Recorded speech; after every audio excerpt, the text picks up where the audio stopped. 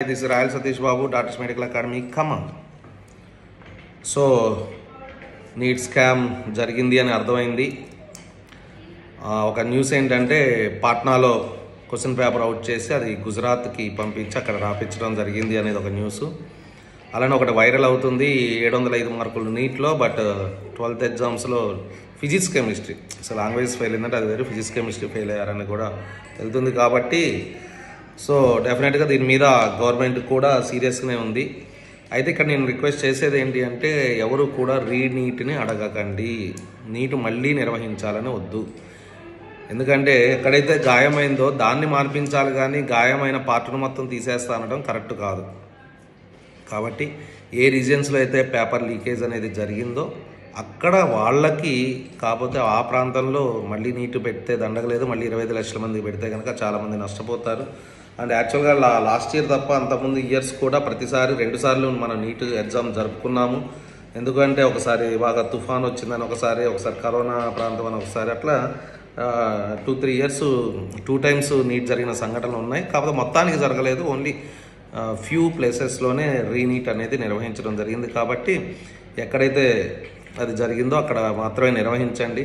ఎందుకంటే ఆల్రెడీ కష్టపడి చదివిన వాళ్ళు కొంతమంది 2 సంవత్సరాలు కష్టపడ్డ వాళ్ళు ఉన్నారు, 3 ఏళ్ళు 4 ఏళ్ళు కూడా కష్టపడి చదివిన వాళ్ళు ఉన్నారు. వాళ్ళు ఆల్రెడీ ఇప్పుడే కొంచెం సంతోషంతో ఉన్నారు, ఎక్కువ మార్కులు వచ్చాయని సంతోషంతో ఉన్నారు. కాబట్టి మళ్ళీ వాళ్ళని రీనీట్ నిర్వహించి మళ్ళీ వాళ్ళకి రాకపోతే ఎవరు బాధ్యులు అనేది ఉంది. కాబట్టి అండ్ ఎవరైతే మార్క్స్ బాగా రాలేదో వాళ్ళు డెఫినెట్గా రీనీట్ జరిగితే బాగుంటుందని కోరుకుంటూ ఉన్నారు. కానీ ఒక విషయం ఆలోచించండి, ఇదే ప్లేస్లో మీకు ఆల్రెడీ మార్కులు ఎక్కువ వచ్చి ఉంటే మీరు రీనీట్ కోరుకునే వాళ్ళ, అది ఎంతవరకు న్యాయం అనేది తెలుసుకోండి. అయితే రీనీట్ అని ఒకవేళ గవర్నమెంట్ అంటే కనుక, దేశం మొత్తం రీనీట్ అంటే కనుక ఎవరైతే ఎక్కువ మార్కులు వచ్చినా అందరూ రెడీగా ఉండండి. మనం ఉద్యమించాల్సిన అవసరం ఎంతైనా ఉంది, చాలా ఉద్యమాలు చేయాలి. సో అందరూ రెడీగా ఉండి ఊళ్ళకి పోకుండా ఎప్పుడైతే రీనీట్ అని అనబడ్డదో, yes let us go for the fight against government, in fact against honesty. అలానే ఎవరైతే లాంగ్ టర్మ్లో జాయిన్ అవ్వాలనుకుంటున్నారో, ఎందుకంటే మీకు ఆల్రెడీ తెలుసు చాలా కార్పొరేట్ కాలేజెస్లో కూడా ఇక్కడ ఒకళ్ళ పేరు ఉంటుంది, అదే పేరు ఇంకో కార్పొరేట్లో ఉంటుంది, అదే పేరు ఇంకో కార్పొరేట్లో ఉంటుంది. ఒకడు ఆన్లైన్ అంటాడు, ఒకడు ఆఫ్లైన్ అంటాడు, ఒకడేమో మా ఇంటికి వచ్చి పోయాడు అంటాడు, ఒకసారి మా బజార్లో నుంచి పోయాడు అంటాడు, వాడు ఫోటో తీసుకుని వేసుకున్నా అంటూ ఉంటారు.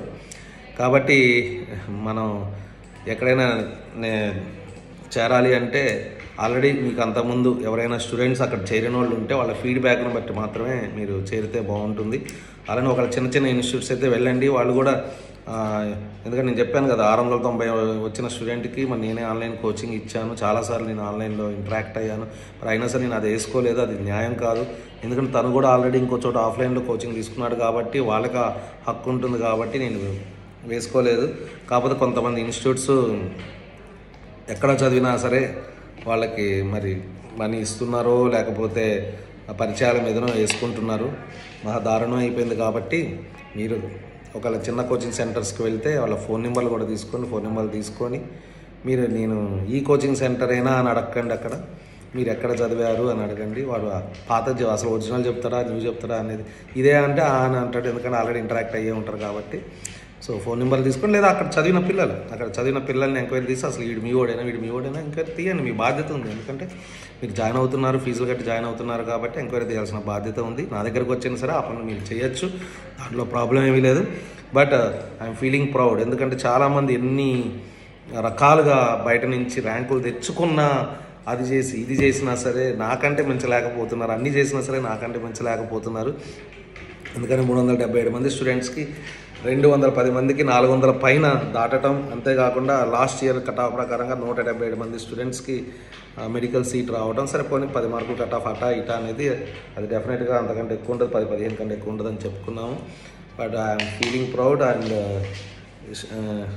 Definitely I can say our DM is the lion of all the medical institutions who are giving the MBBS coaching, not only in Khammam but also total Telangana.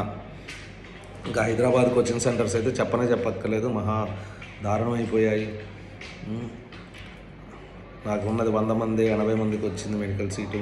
మా పిల్లలు కూడా వాళ్ళు వేసుకుంటున్నారు. అంత ఘోరమైన విషయం. నా కళ్ళ ముందు చదువుతాడు, నా కళ్ళ ముందు నా పాఠం వింటాడు, పొద్దు నుంచి నైట్ దాకా నా దగ్గరే ఉంటాడు. ఎవరో పరిచయం మీద వాడికి ఫోన్ చేసి అది నీది వేసుకుంటున్నా అంటున్నారో, లేకపోతే వాళ్ళు తీసుకుని డేటా తీసుకుని వాళ్ళు వేసేసుకుంటున్నారు. ఏం చెప్తాం? సో కాబట్టి వాళ్ళు అలా ప్లే చేస్తూనే ఉంటారు. కాబట్టి మీరు జాయిన్ అయ్యే ముందు మాత్రం కొంచెం ఆలోచన జాయిన్ అయ్యండి.